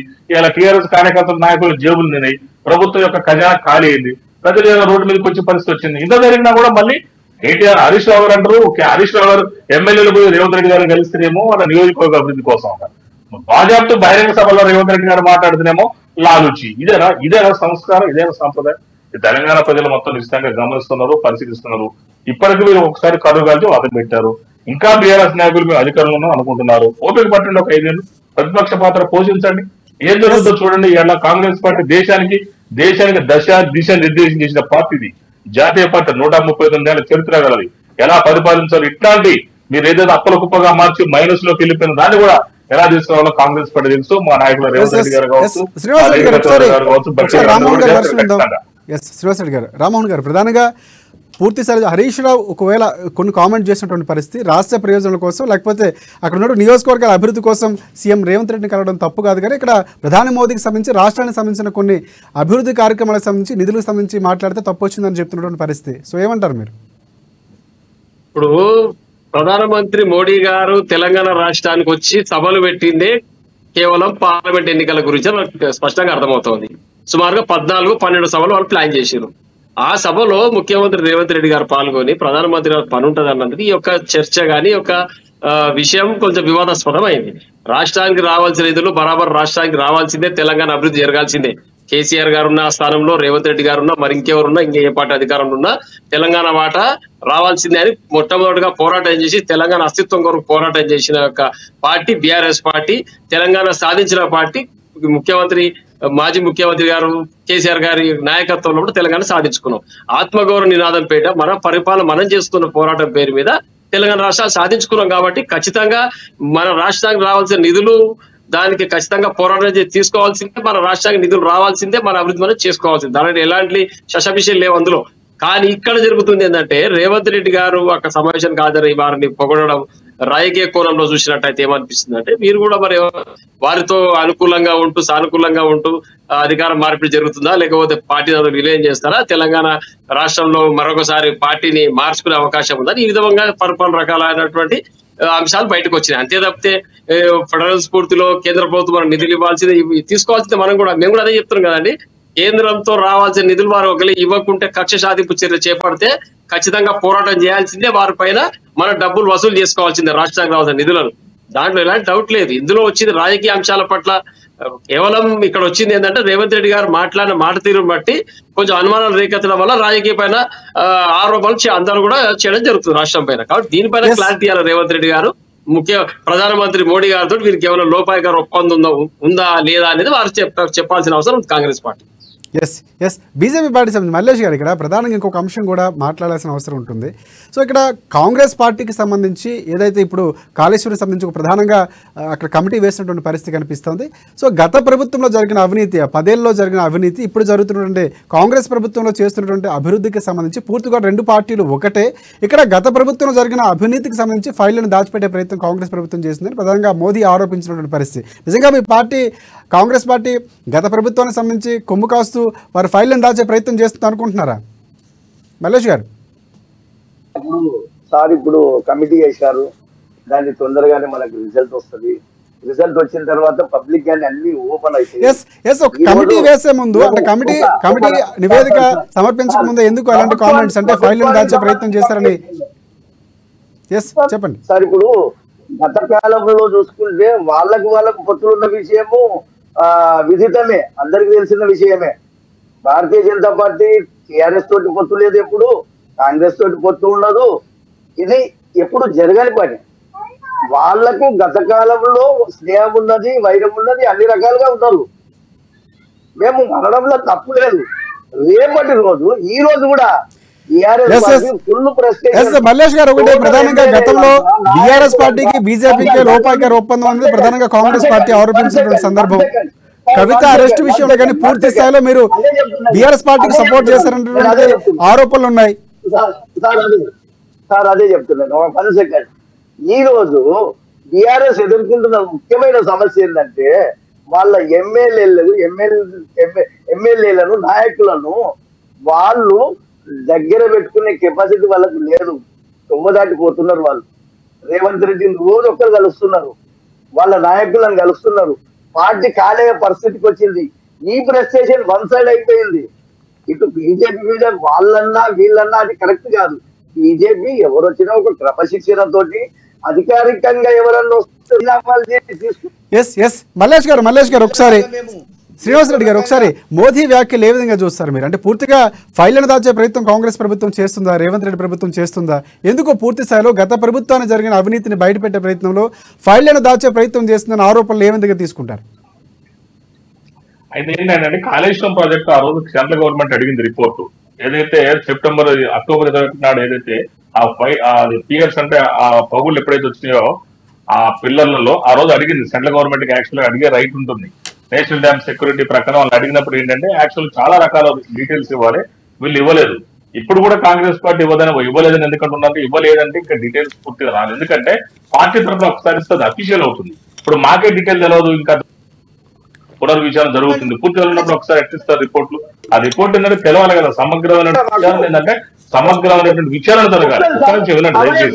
సమగ్రమైనటువంటి విచారణ కాదు, సమగ్రమైన కాంక్రీట్ విచారణ జరిగిన తర్వాత దాని ప్రకారం అప్పుడు ఇస్తారు. అంతేగాని అడగంగా మల్లేష్ గారు మీకు అవకాశం వస్తుంది మాట్లాడచ్చు. ఒక్క 5 నిమిషాలు. ఎస్ శ్రీనివాస్ రెడ్డి గారు ఒక్క నిమిషం, మీ వర్షన్ మల్లేష్ చెప్పండి. గారు. ఎస్ శ్రీనివాస్ రెడ్డి చెప్పండి. నేను ఏమంటున్నానంటే ఒక కేంద్ర ప్రభుత్వం అడిగినప్పుడు కాంగ్రెస్ పార్టీ ఇవ్వట్లేదంటే ఇవ్వద్దని కాదు అక్కడ ఉద్దేశం. కాంగ్రెస్ పార్టీ వచ్చి 3 నెలలు కూడా కాలేదు కాబట్టి దానికి సంబంధించినటువంటి ఏంటంటే అన్ని డీటెయిల్ ఇవ్వాలి. డీటెయిల్ రిపోర్ట్ ఎట్లా అంటే ప్రాజెక్ట్స్ డీటెయిల్ రిపోర్ట్ ఇవ్వాలంటే కాంగ్రెస్ పార్టీ దగ్గర సమగ్రమైనటువంటి వివరాలు ఉండాలి.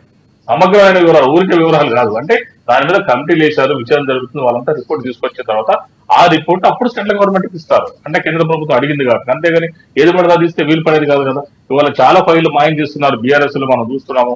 అది గొర్రెల దానికి సంబంధించిన ఫిషరీస్ డిపార్ట్మెంట్ కావచ్చు, లేకపోతే స్టిప్ మేకల గొర్రెలు దానికి సంబంధించి అన్ని డిపార్ట్మెంట్ అదే జరుగుతుంది. మరి దాంట్లో మాకు డీటెయిల్ కావాలి కదా ప్రభుత్వానికి. కాకముందే ఉన్న ఫైల్ ఏది పడతా తీస్తారు, తర్వాత మీరే కదా ఇచ్చింది అంటారు. అందుకే దాని మీద మేము ఇచ్చేవంటే అంటే గవర్నమెంట్ ఇచ్చిందంటే అథెంటిక్ ఉండాలి. అథెంటిక్ ఉండాలంటే అది పూర్తి వివరాలు రావాలి కదా. వచ్చిన తర్వాత ఖచ్చితంగా ఇస్తారు, ఇవ్వటానికి లేదు, బాధ్యతకి ఇస్తారు. దాని మీద ఏం చేయాలో లీగల్ గా చట్టబద్ధంగా కూడా జరుగుతుంది ఖచ్చితంగా. ఇలా ఏదైతే వాళ్ళ కేసీఆర్ గారు అవినీతి చేసి ఇలా కాళేశ్వరం ప్రాజెక్ట్ ఒక ఏటీఎం లాగా మార్చుకున్నారు, అది ప్రజానికి అందరూ కూడా గమనించారు. నిన్న అంటున్నారు కేటీఆర్ గారు, అది ఏముంది ఒక్కటే కదా, మొత్తం 89 పిల్లలు ఒక పిల్లలు పోతే ఏమైందంటే 40 మార్కులకు పాస్ అండి, 39 వచ్చినాయి, ఒకటేగా తక్కువ వచ్చింది, పాస్ చేస్తారు. అట్లా ఉంటుంది ఎక్కడ అనొచ్చు. ఒక బాధ్యత ఉంటే ఒక రాష్ట్రానికి ఆ నెంబర్ 2 పొజిషన్ ఉన్న టీఆర్ఎస్ లో ఒక పిల్లలు కదండి, వాళ్ళంతా సాంకేతిక పరిజ్ఞానం వచ్చింది, మీరు గమనించండి. ఇలా భూగర్భాలు దొరుకుతూ కూడా ఇలా రైలు మార్గాలు వేస్తున్న రోజులలో ఇదే మాట్లాడేది. చేసిన తప్పును సమర్థించుకోవడం, ఇది ప్రాజెక్టు కూలిపోయే ప్రమాదం ఉంది, వాళ్ళ తెలియదు, అంతా తెలుసు వాళ్ళకు. శ్రీనివాస్ రెడ్డి గారు ఒకసారి తప్పు పట్టేయడం తప్ప వేరేం లేదు. రామ్మోహన్ గారు, ప్రధానంగా హరీష్ రావు త్వరలో బీజేపీ పార్టీలోకి చేరబోతున్నారు. సో ఏంటి ఆ సమాచారం మీ దగ్గర ఉందా? ఏంటి పూర్తిగా ప్రాజెక్టులకు సంబంధించి వైపు జరుగుతున్న నేపథ్యం, ఆయన పూర్తిగా బీజేపీ పార్టీలోకి వెళ్ళబోతున్నారని వార్తలు వస్తున్నాయి. నిజంగా అలాంటి కార్యక్రమాలు జరుగుతున్నాయా? ఇది పూర్తిగా సత్యదూరం. ఇది ఇటువంటి వార్తలు మనము ఏమంటారు ప్రపగండ చేసి దాన్ని రూమర్ సృష్టించడం ఇది అవాస్తవం, ఇది వాస్తవం కాదు. ఎట్టి పరిస్థితిలో వారు పార్టీ వీడే ప్రసక్తే ఉండదు. హరీష్ రావు గారు కీలకమైన ఉద్యమ నేత, వారి అధికారమే పరమావధికి ఎన్నడూ పనిచేయలేవారు. ఉద్యమం చేసుకుంటూ ప్రజలు ఆశీర్వదించి చట్టసభకు పంపడం జరిగింది వారిని. వారు ఈ రోజు భారతీయ జనతా పార్టీకి పోవడం అనేది అవాస్తవం. అటువంటి వార్తలు కావాలని మీరు ప్రచారం చేయడం. ఎందుకంటే బీఆర్ఎస్ పార్టీ పూర్తిగా తెలంగాణ అస్తిత్వ కొరకు పోరాటం చేసి చాలా మంది నాయకులు కాంగ్రెస్ ప్రభుత్వంలో ఉన్నటువంటి నాయకులు ఉద్యమాన్ని తాకట్టు పెట్టి కాంగ్రెస్ ప్రభుత్వానికి వెళ్ళి రావచ్చు. అవన్నీ జరిగిన పలు దఫాలు ఉద్యమం నీరుగారిన మీదట కూడా కేసీఆర్ గారు ఉద్యమాన్ని భుజాలు వేసుకొని సబ్బండ వర్గాలను ఏకం చేస్తూ తెలంగాణ సాధించుకోవడం జరిగింది. అటు ఉన్నటువంటి జాతీయ నాయకత్వాన్ని మెడలు రామ్మోహన్ గారు, ఇంకో పాయింట్ ఇక్కడ టీఆర్ఎస్ నుంచి బీఆర్ఎస్ గా మారిన తర్వాత తెలంగాణ సెంటిమెంట్ పూర్తిగా పోయినటువంటి పరిస్థితి. మళ్ళీ మనం అదే రిపీట్ చేస్తున్న పరిస్థితి. భారతదేశంలో నార్త్ కు సంబంధించిన నాయకులే ఈ రోజు అధికారం అనుభవిస్తున్నారు గడిచిన చాలా సంవత్సరాలుగా. మనకు అవకాశం వచ్చింది, మన తెలంగాణ బిడ్డ పివి నరసింహరావు గారు ప్రధానమంత్రి అయితే అక్కడ వారు అసూలు బాస్తే కూడా, వారు అమరులు అయితే కూడా వారి యొక్క చితి కార్యక్రమాన్ని ఢిల్లీ కేంద్రంగా నిర్వహించకుండా హైదరాబాద్ పంపిన ఘనత కాంగ్రెస్ ప్రభుత్వాన్ని. అక్కడ ఉన్నటువంటి నార్త్ కు సంబంధించిన నాయకుల భావజాలం అటువంటి ఉంది. ఎందుకంటే ఇక్కడ నుంచి తెలుగు రాష్ట్రాల నుంచి కానీ ఇక్కడ సౌత్ నుంచి ఎవరిని కూడా అక్కడ ఎదగనివ్వలేవాళ్ళు. కాబట్టి ఆ యొక్క భావజాలను బద్దలు కొట్టాలి, వాళ్ళను బుద్ధి చెప్పాలి. తెలంగాణ నుంచి కూడా అద్భుతమైన నాయకత్వం ఉంది ఇక్కడ.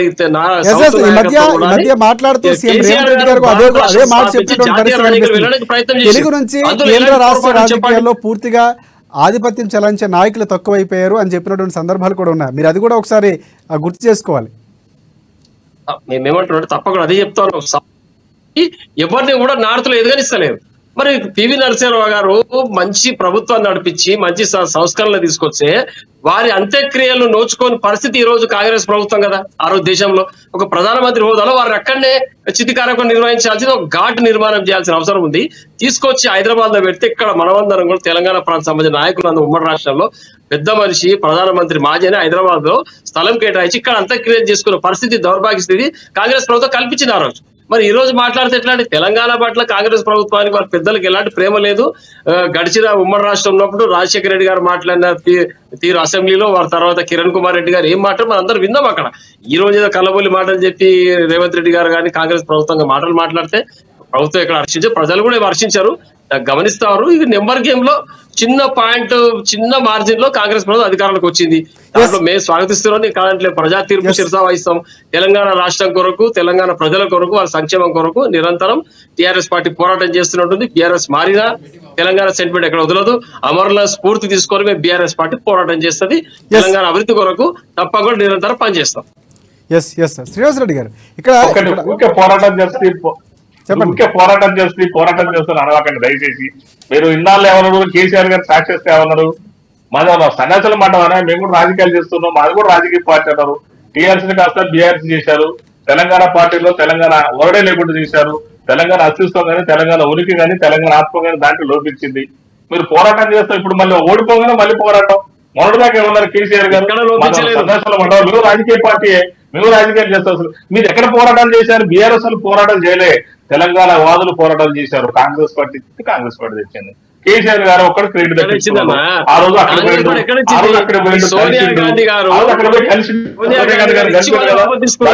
మొక్కరిల్లు పెట్టి దండం పెట్టారు కదా. ఆ రోజు కాళ్ళ మీద ఒకటి దండం పెట్టి ఏమన్నారు, అమ్మా మీరేం చెప్తారు అన్నారు. ఊహించని విధంగా ఒక ఎమ్మెల్యే సీటు రాగానే క్రెడిట్ రాయింగ్ చేసి ఆయన అది ముఖ్యమైన అందరూ తెలిసి విషయం, ఇక్కడ సీక్రెట్ ఏమి లేదు. ఎందుకంటే విద్యార్థి సంఘం నుంచి రాజకీయాలు ఎన్ఎస్ నుంచి కాంగ్రెస్ నుంచి లీగల్ సెల్ నుంచి మీరు దూరం వచ్చాము. 3 ఫ్రంటల్ ఆర్గనైజేషన్ చేసుకుంటూ వచ్చి మేము కాంగ్రెస్ లోకి వచ్చినాం. మేము ఎందుకంటే కేసీఆర్ గారి ఉద్యమాన్ని దగ్గర నుంచి చూసినా, నేను కూడా 2001లో ఎంకామ్ చేసినప్పుడు ఉస్మాన్ యూనివర్సిటీలో అంతా చూసినాం మేము. కలిసి వచ్చింది ఆయన ఉద్యమాన్ని, ఆయన క్లైమ్ చేసుకోగలిగారు, హ్యాపీ మీ ఎవరట్లా ఆయన్ని. ఇప్పుడు కూడా మళ్ళీ మీరు పోరాటాలు చేస్తారు, ఇప్పుడు మీరు చేస్తారు పోరాటాలు. తెలంగాణ ఎంట్రీ వచ్చే తెలంగాణ వచ్చే చర్చలు మీరు చెప్పుకున్నారు, అయిపోయింది. ఇప్పుడు మీరు ప్రతిపక్ష పాత్ర పోషించాలి. కేంద్రం మీరు ఇందాక ఏమన్నారంటే కేంద్రం మీద సాగిలపడి ఎవరు అడగట్లేదు. అమ్మైనా అడగంది అన్నం పెట్టరని సామెత తెలుసు మనకు రావాల్సిన అడగంది వాళ్ళు ఇవ్వరు. ఏం చేస్తారంటే పెండింగ్ పెడతారు, బిల్లుని కొన్ని వేల కోట్ల రూపాయలు పెండింగ్ ఉన్నాయి మన. అవి వస్తే మనకు వర్కులు నడుస్తూ ఉంటాయి, పనులు అవుతా ఉంటాయి, ప్రజలకు ఏమైనా ఉంటే స్కీములు కానీ ఏమైనా కూడా అమలు చేసుకోవచ్చు. మనం వాళ్ళ ఫండింగ్ అంతా అక్కడ దగ్గర పెట్టుకుంటే మనకి ఎట్లయితే ల్యాబ్స్ అయితే కొన్ని స్కీములు కూడా ల్యాబ్స్ అయిపోతాయి 1 year దాకా చట్ట ప్రకారం. అంటే కాలదోషం పడుతుంది, లిమిటేషన్ ఉంటుంది కదా కొన్నిటికి కూడా. అట్లా చేయకుండా పోతే అందుకనే ఖచ్చితంగా రేవంత్ రెడ్డి గారు అడగడం తప్పు లేదు. ఒక ప్రధానమంత్రిని ఒక రాజ్యాంగ నేతలు అడిగా నేను ఈ టీపీసీసీ ప్రెసిడెంట్ అలా పోయి అడగలేదు కదా. బీజేపీ దేశాన్ని అడిగినట్టు కాదు కదా. వాళ్ళు కలిసేది ఎక్కడ బహిరంగ సభలో కలుస్తారు కూడా అక్కడనే అడుగుతారు. ఇవాళ ఎన్ని మనకి చాలా వచ్చినాయి, ఇంకా చాలా రావాలి మనకు. ఇప్పుడు మనకు నల్సార్ ఉంది నేషనల్ లా స్కూల్, అదేవిధంగా ఐఐటి ఉంది, ఐఐఎం అంటే Indian institute of management course కూడా కావాలని అడిగారు. మనకు మొదటి విద్య ఉండాలి కదా, national level education, international education. అది ఎవరు ఇవ్వాలి? కేంద్ర ప్రభుత్వం ఇవ్వాలి. ఇప్పుడు మాది నల్సార్ ఉంటుంది నేషనల్ లా స్కూల్, అట్లాంటివి కావాలంటే మనం చేసి ఏముండదు అక్కడ. ఖచ్చితంగా సెంట్రల్ గవర్నమెంట్ పర్మిషన్ ఇవ్వాలి. ఐఐఎం రావాలన్నా కూడా, ఇండియన్ ఇన్స్టిట్యూట్ ఆఫ్ మేనేజ్మెంట్ రావాలన్నా కూడా, ఐఐటీ లాగా అది కూడా సెంట్రల్ గవర్నమెంట్ పర్మిషన్ ఇవ్వాలి. మనం ఖచ్చితంగా వాళ్ళు అడగాలి. అడగండి ఎట్లా? మోడీ అని అడుగుతాం, ఇంకోరు వచ్చి అడుగుతాం మనం. రేపు కాంగ్రెస్ పార్టీ ఎట్లా రాహుల్ గాంధీ ప్రధానమంత్రి కదా ఆటోమేటిక్ వస్తాయి. కానీ ఈ 4 రోజులు ఇస్తారా అనేది తప్పు ప్రశ్న. 4 రోజులు కాదు, ఆయన స్పోకెన్ ఆర్డర్ వస్తుంది, అంటే నోట్ తోటి ఆర్డర్ ఇవ్వచ్చు. ప్రధానమంత్రి గారికి అంత పవర్ ఉంటుంది. ఏమంటాం లాయర్లు స్పీకింగ్ ఆర్డర్స్. చెప్పండి. అంటే పూర్తిగా విధానపరంగా వెళ్తున్నటువంటి పరిస్థితి కనిపిస్తుంది. ఇక్కడ ఇంకోటి అంటే సీఎం మాట్లాడుతున్న నిన్న బహిరంగ సభలో కూడా మాట్లాడుతూ కొన్ని మాటలు కూడా మాట్లాడినటువంటి పరిస్థితి. మానవ బాంబుల ప్రభుత్వానికి ఎవరైనా టచ్ చేస్తే కనుక ఇలాంటి వ్యాఖ్యలు, అంటే ఒక సీఎం అయిన తర్వాత ఆయన మాట్లాడుతున్న భాషపై కూడా ప్రధాన కామెంట్ చేస్తున్నటువంటి పరిస్థితి కనిపిస్తుంది. సో దాన్ని మీరు సమర్థించుకుంటారా, లేకపోతే కొడకల్లారా కొన్ని వ్యాఖ్యలు కూడా చేస్తున్నటువంటి పరిస్థితి మీరు వినే ఉంటారు? అంటే ఇక్కడ ఎట్లుందంటే ఇప్పుడు కేటీఆర్ గారు కేసీఆర్ గారు ఎట్లా అంటే బీఆర్ఎస్ అని పెట్టారంటే బిల్లారంగ సంస్థలాగా ఏర్పడింది. అంటే మీరు చూడండి దయచేసి, నేను ఇక్కడ కాంగ్రెస్ పార్టీ ఒక అధికారిక ప్రతినిధి కాకుండా ఒక రాయలు చెప్తున్నా. ఇలా ఒక మాఫియా లెక్క తయారైంది టీఆర్ఎస్ ని కాస్త బీఆర్ఎస్ చేసి ఇక్కడ రాష్ట్రం దోచుకున్నది అయిపోయింది, దేశ స్థాయిలో దోచుకోవాలని అందరూ కలిసి పథకం అన్నారు. మీరు దయచేసి అందరూ కూడా ఒక బిహైండ్ రండి, పార్టీకి బిహైండ్ వస్తే మీకు ఖచ్చితంగా అర్థమవుతుంది. ఇక్కడ మీరు ఆ పార్టీ ముసుగులు ఉంటే నేను చెప్పే అర్థం కావు. ఇవాళ దేశాన్ని దోచుకున్నారు. చాలా మంది నన్ను అడుగుతున్నారు, మరి మధ్య ఆల్రెడీ కాంగ్రెస్ పార్టీ అప్పులు ఉన్నాయని తెలిసే కదా కాంగ్రెస్ పార్టీ కోట్లు వేశారు, మరి ఇంకా దానికి ఏముంది, ఇంకా మరి మీరు చేయొచ్చు కదంటే ఒకటే చెప్పారు వాళ్ళకు. ఈ ఫోన్ ఐఫోన్ అండి, ఇది 1,00,000 అవుతుంది, వాళ్ళ దగ్గర 1,00,000 అప్పు తీసుకొచ్చి ఫోన్ కొనుక్కున్నా, అక్కడ 1,00,000 అప్పు కనపడుతుంది, ఇక్కడ ఫోన్ కనపడుతుంది. కానీ కేసీఆర్ చేసింది ఏంటంటే అక్కడ 1,00,000 అప్పు కనపడుతుంది, ఇక్కడ ఐఫోన్ కనపడట్లేదు. అంటే నిధులు అక్కడ అప్పులు కనపడుతుంది, ఇక్కడ నిల్లు, భూములు కానీ భవనాలు కానీ స్థిరాస్తులు కానీ చాలా ఏమి లేవు. కేటీఆర్ గారు ఏమంటాడో లాజిక్ గా ఈ ఆస్తులు పెంచినా అంటాడు. ఏం ఆస్తులు పెంచారు దానికి? ఉదాహరణకు ఒక 2 ఎకరాలు 2014 చెప్తే ఆర్టీసీ ల్యాండ్ ఆ రోజు 2 కోట్లు, ఒక్క ఎకరం అమ్ముకుంటారు. ఇప్పుడు 1 ఎకరమే ఉంటది, ఎకరం రేటు పెరిగి 10 కోట్లు దిగో చూసావా? ఆస్తులు 10 కోట్లు చేసాం, ఆ రోజు 2 కోట్లు ఇచ్చింది. ఎకరం దొబ్బింది చెప్పట్లే. మీరు అమ్మాలి స్ప్రేక్షకులు 1 నిమిషంలో వాళ్ళు 2 చెప్పినాయి. ఇవి ఖచ్చితంగా మీరు గమనించాలి. చేసింది అది. వాళ్ళు ఏం చేస్తున్నారు, మళ్ళీ వాళ్ళు ఊపుకోవట్లేదు. కానీ కేసీఆర్ గారు ఇప్పుడు చూసారా, నల్గొండ మీటింగ్ పోయారు, మన అసెంబ్లీకి రావట్లేదు. అంటే ప్రజాస్వామ్య డెమోక్రసీ మీద నమ్మకం లేదా? అది తప్పు కదా. మీరు ఒక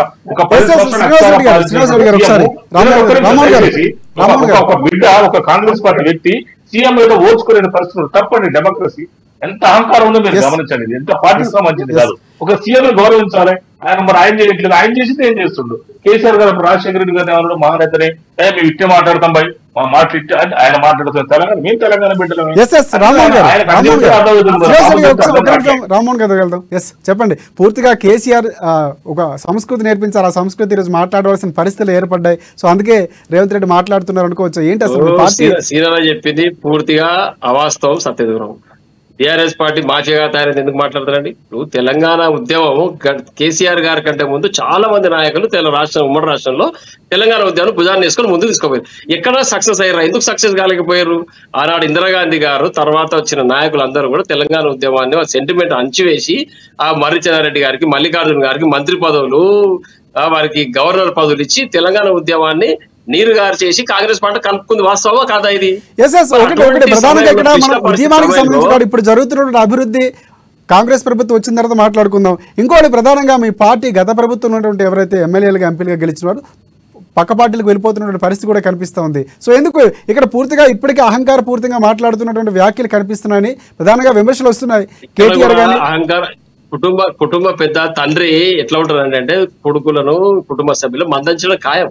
ఎందుకంటే తండ్రి చేసిన కష్టం ఎవరికి అర్థం కాదు. పిల్లలకు పెద్దగా అయిన తర్వాత అన్ని రెక్కలు గట్టిగా అయిన తర్వాత నా తండ్రి ఏం చేసిన మాట ఇప్పుడు కూడా అంతే. రాజకీయం అట్లా తయారైన పరిస్థితి. ఆనాడు ఉద్యమం తీసుకొచ్చి పార్టీ ఎగ్జిస్టెన్స్ తీసుకొచ్చి ఇలా తెలంగాణ రాష్ట్రంలో భూముల ధరలు కానీ, మార్కెట్ వాల్యూ కానీ, హైదరాబాద్ నగరం సుందరీకరణ కానీ ఇదంతా అభివృద్ధి కనిపిన తర్వాత ఇక్కడ నాయకులు ఏమనుకుంటే నేనే పెద్ద మనిషి, వారి ఇంకా పార్టీ కృషి, పార్టీ చేసే పని ఏం లేదా అండి? కాబట్టి కొంతమంది ఒకరిద్దరు అటు ఇటు పోతారేమో తప్పితే చాలా మంది కేసీఆర్ గారి నాయకత్వాన్ని హర్షిస్తా ఉన్నారు. వారి వెంట ప్రజలు ఉన్నారు. ఎంత శాతం అండి ఓటింగ్ శాతం తెలంగాణ రాష్ట్రంలో కాంగ్రెస్ పార్టీ 1.22% మాత్రమే తేడా. ఈ రోజు కాంగ్రెస్ పార్టీ అధికారంలోకి వచ్చింది. అంత తేడాతోనే టీఆర్ఎస్ పార్టీ ఏమి ఇంకా కిందికి పోలేదు. ఎలాంటి ఇబ్బందికర పార్టీ లేదు. తప్పకుండా మళ్ళీ పుంజుకుంటాం. తెలంగాణ ప్రజల కొరకు నిరంతరం వారు వెంట ఉండి పోరాటం చేస్తాం. పార్టీని ముందుకు తీసుకుపోతాం. రాష్ట్రానికి రావాల్సిన నిధులు మొత్తం వసూలు చేసే క్రమంలో మేము కూడా యొక్క ప్రభుత్వానికి తప్పకుండా సహకరిస్తాం. కానీ ప్రధానమంత్రి గారి దగ్గర కేంద్ర ప్రభుత్వం మోకరిల్లే పరిస్థితి మాత్రం టీఆర్ఎస్ పార్టీ విధానాలకు విరుద్ధం. పూర్తిగా ఖచ్చితంగా పోరాటం చేసి తీసుకుంటాం ఏమైనా సరే. దాంట్లో రాష్ట్ర ప్రభుత్వం ఇక్కడ చెప్పిన వాస్తవాలన్నీ, ఏవైతే చెప్పిన విషయాలన్నీ మేనిఫెస్టోలో పెట్టిరో అవి కూడా అమలయ్యే వరకు తెలంగాణ ప్రాంత ప్రజల వెంబడి ఉండి పోరాటం చేస్తాం. తెలంగాణ ప్రాంత ప్రజలు అమాయకులు, వారి యొక్క మంచి ప్రేమ గల వ్యక్తులు ఎక్కడో దగ్గర మరోసారి మోసపోయి కాంగ్రెస్ పార్టీ పంచన చేరారు. దీన్ని కూడా మేము బాధపడుతున్నాం తప్పితే ఎలాంటి ఇబ్బందిగా ఫీల్ అవుతలేము. రామ్మోహన్ గారు ఈ మధ్యన కేసీఆర్ గారు మాట్లాడుతూ ఎమ్మెల్యేలు మార్చకపోవడం వల్ల ఓడిపోయామని చెప్పినటువంటి పరిస్థితులు కూడా ఉన్నాయి. మళ్ళీ మీరు ప్రజల మీదకి నెట్టే ప్రయత్నం చేస్తున్నారు. ప్రజల పైకి నెట్టలేదు నేను. నా తెలంగాణ ప్రాంతం నా సోదరులు అమాయకులండి. చిన్న విషయానికి చాలా విజ్ఞతతో ఓటేశారని కాంగ్రెస్ పార్టీ చెప్తాను. చాలా విజ్ఞతతో ఈసారి ఎన్నికలు జరిగాయి. మళ్ళీ మోసం చేసి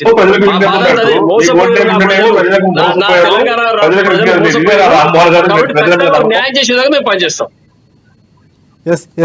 న్యాయం జరిగే వరకు మేము పనిచేస్తాం తెలంగాణ ప్రజల కొరకు. ఇప్పుడు మీకు ఓట్లు వస్తేనేమో ప్రజలకు విజ్ఞత ఉన్నట్టు, మీకు ఏం లేదు కాబట్టి విజ్ఞత లేదు. ఇదే తెలంగాణ ప్రజానికి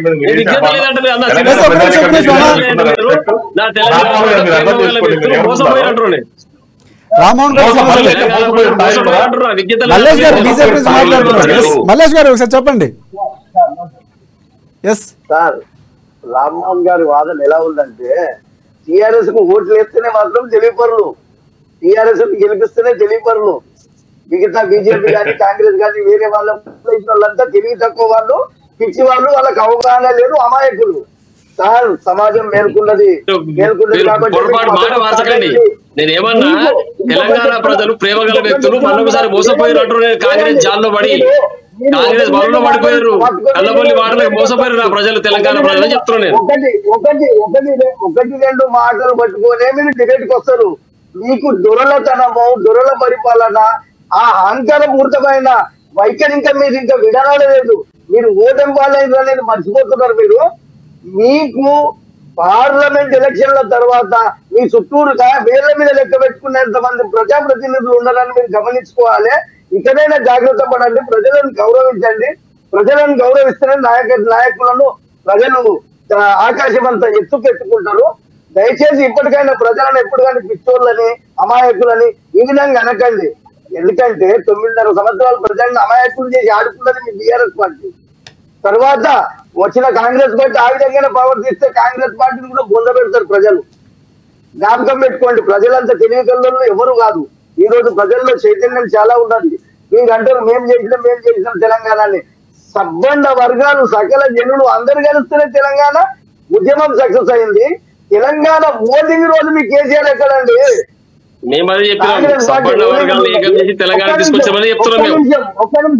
ఒక్క నిమిషం రామ్మోహన్ గారు నన్ను మాట్లాడివ్వండి. ఇల్లు పెట్టింది కాంగ్రెస్ పార్టీ అయితే బీజేపీ పార్టీ పూర్తి మద్దతు ఇవ్వకపోయింది ఈరోజు తెలంగాణ రాష్ట్రం ఏర్పడుతుందేనా? మీ 2 సీట్లలో 1 సీటే ఓటేసిందండి. ఈ కేసీఆర్ గారు ఢిల్లీలో ఎక్కడ ఉన్నారండి? అప్పుడు పార్లమెంట్ లోపల ఉన్నారా, బయట ఉన్నారా? అర్థం చేసుకోవాలండి. ఇప్పుడన్నా బిజినెస్ తోటి మాట్లాడండి. మీరు ప్రజలను అందరం మనం ప్రేమతో మాట్లాడితేనే మనల్ని అందరిలోకి ఎక్కిస్తారు. ఎవరు పని చేస్తున్నారు, ఎవరు పని చేస్తున్నారు అనేది ప్రజలు చాలా కన్నులు పెద్దగా చేసుకొని చూస్తున్నారు. ఇప్పుడు చాలా జాగ్రత్త పరులు ప్రజలు, తెలివి కలవారు, చదువుకున్న వారు. అప్పటి జనరేషన్ కాదు ఏదో తెలంగాణ యాసలా ఉన్నవా పోయినవా, వచ్చినవా పోయినవా, గురపిల్లనికి వస్తావా, కలుబొట్టు చూపిస్తావా, ఈ మాటలు పనిచేసేటినము కథమైపోయింది. అది ఆ మాటలు పనిచేయాలి, ఆ స్టైల్ పనిచేయాలి. అందరు తెలివితోటే ఉన్నారు. ఇప్పుడు అందరికి అవగాహన ఉన్నది. ఏ సమయంలో ఎవరు ఎక్కడ తెచ్చుకోవాలనేది ప్రజలు విధులు. పార్లమెంట్ ఎలక్షన్ తర్వాత మళ్ళీ ఒక టికెట్ వచ్చినప్పుడు మనము సోదరభావంగా మాట్లాడతాం. మనం ఒక సోదరభావంతో పోయినారంటే ప్రతిదీ నిజం అనేది ప్రజలకు తెలుస్తుంది. ఓకే, రైట్ మల్లేష్ గారు. రామ్మోహన్ గారు, ఈసారి అదే ఏదైతే తెలంగాణ సెంటిమెంట్ చాలా అమాయకులు అని చెప్తున్నటువంటి పరిస్థితి కనిపిస్తుంది. చాలా ప్రేమ కలిగినటువంటి తెలంగాణ ప్రజలు ఈసారి పార్లమెంట్ ఎన్నికల్లో పార్టీకి పట్టం కట్టబోతున్నారా? పార్లమెంట్ ఎన్నికల్లో మీరు అనుకున్నటువంటి సీట్లు సాధించబోతున్నారా? తప్పకుండా తెలంగాణ ప్రజలు కనువిప్పు జరిగింది. అందరూ కూడా ఇబ్బంది పడతా ఉన్నారు. కాంగ్రెస్ ప్రభుత్వానికి ఎందుకు ఓటేసామని మరోసారి పునరాలోచించుకుంటారు. తప్పకుండా రేపు రాబోయే పార్లమెంట్ ఎన్నికల్లో 2 అంకెల స్థానాలు భారత రాష్ట్రం సాధిస్తుంది. ఇది వాస్తవం. తెలంగాణ ప్రజల గుండెలు కేసీఆర్ గారు చిరస్థాయిగా ఉన్నారు. ఈ ప్రాజెక్టులు, అభివృద్ధి పనులు చాలా పనులు చేయడం జరిగింది కేసీఆర్ గారు. కొన్ని అక్కడక్కడ చిన్న ల్యాప్సెస్ ఉండొచ్చు, అది ప్రతి దగ్గర జరిగే విషయమే ప్రభుత్వంలో. కాబట్టి తప్పకుండా తెలంగాణ ప్రజలు మరోసారి మమ్మల్ని ఆశీర్వదిస్తారని మేము పూర్తిగా విశ్వసిస్తా ఉన్నాం. తప్పకుండా 2 అంకెల స్థానాలు సాధిస్తాం. తెలంగాణ ప్రాంత ప్రజా అభివృద్ధి కొరకు నిరంతరం కేంద్రంతో రాష్ట్ర ప్రభుత్వంతో ప్రధాన ప్రతిపక్ష పాత్ర పోషిస్తూ అద్భుతమైన ఫలితాలు సాధిస్తాం. ప్రజల కొరకు నిరంతరం పోరాటం చేయడం వాస్తవం. వారి యొక్క లక్ష్యాలను చేరుకునే వరకు తెలంగాణ సంక్షేమ పథకాలు చిట్ట చివరి వ్యక్తికి అందే కొరకు బీఆర్ఎస్ రాష్ట్ర సమితి పనిచేస్తారు. శ్రీనివాస్ రెడ్డి గారు చెప్పండి, పూర్తిగా ఈసారి 2 అంకెల కాంగ్రెస్ పార్టీకి సంబంధించి ప్రధాన పోటీ బీఆర్ఎస్ పార్టీ ఉండబోతుంది. సో వాళ్ళు అనుకున్న లక్ష్యాలు సాధించబోతున్నారు. సో మీరేమంటారు? ఇప్పుడు మా ఖమ్మంలో ఇప్పుడు ఖమ్మంలో బైపాస్ రోడ్ లో మా ఇల్లు అండి. ఇప్పుడు కొద్దిసేపు ఇక్కడ మీటింగ్ జరుగుతుంది ఖమ్మంలోనే. గాయత్రి రావు గారికి 2వ సారి ఇచ్చారు. మళ్ళీ అంటే ఫస్ట్ 2 ఏళ్ళు చేశారు. ఇప్పుడు మళ్ళీ 6 సంవత్సరాలకు రెన్యువల్ చేశారు ఆయన. కృతజ్ఞత సభ పెట్టుకుంటే జనం కూడా లేరు అక్కడ. ఆ నుంచి వచ్చిన మీ ఇంటికి ఎవరికి అసలు వాల్ పోస్ట్ లో కూడా అసలు ఆయన వస్తున్నట్టు కూడా ఎవరు చెప్పట్లే. కేటీఆర్ గారు కూడా వస్తున్నారు అంటున్నారు. మరి నామనాగేశ్వర గారి నుడలో ఖమ్మం పార్లమెంట్ కంటే ఆయన నువ్వే ఉండు అనే బతికైన పరిస్థితి ఇవాళ. ఇక్కడ నాయకులకు ఒక ప్రజలకు నమ్మకం కలిపేయడం పక్కన పెట్టండి. మీరు దయచేసి అమ్మ న్యూస్ వాళ్ళు నాయకులకు కాన్ఫిడెంట్ కలిపేయడం కోసం ఇక్కడ మీటింగ్ పెడుతున్నారు. ఇక్కడ మా బజార్ లో కొద్దిగా ముందుకు పోతే road Raparthi Nagar bypass road లో ఇది పరిస్థితి. ఇక్కడ అభ్యర్థులే దొరకట్లేదు టీఆర్ఎస్ వాళ్ళకు. రామ్మోహన్ గారేమో 2 అంకెలు 3 ఉన్నాయో, మన 2 అంకెలు ఉన్నాయో 17 సీట్లు. 2 అంకెలు కాదు అసలు. నాకు తెలిసి ఒకటి వస్తే ఎక్కువ వాస్తవం చెప్పాలి. టు బి ఫ్రాంక్ చెప్తున్నా. ఎందుకంటే